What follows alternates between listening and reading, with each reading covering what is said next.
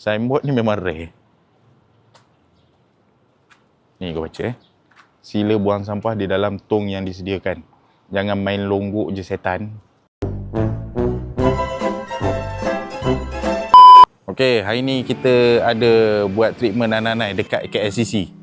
Bukan dalam KLCC, dekat KLCC. Sebab apa? Rumah ni, pintu belakang dia kalau buka, terus KLCC. So kira dekat KLCC lah. Tapi boleh jadi juga akan datang anai-anai makan KLCC tu. Harap-harap dia kontak pakai PES lah. Kan? Job besar situ tu. So hari tu kita dah pernah buat rumah ni tau. Rumah ni rumah papan semualah. Lepas kita dah buat rumah ni, masalah anak-anak rumah ni dah settle. Sekarang masalah anak-anak ni dekat rumah belakang pula. Tapi jangan salah faham.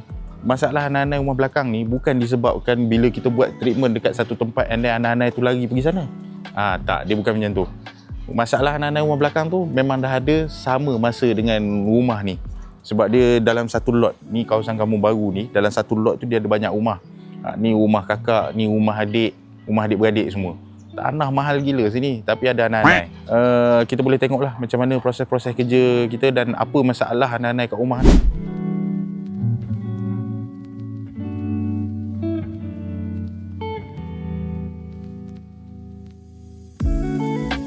Chemical yang daripada tong tadi bawa masuk dalam pump ni.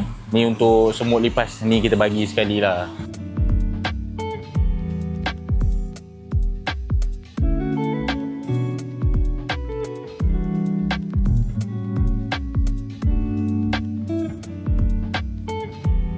Jadi korang kalau kata ada masalah pest, tak kira lah masalah anak-anak ke, masalah semut ke, lipas ke, and then nak dapatkan servis pest control, korang boleh contact je pakai pest.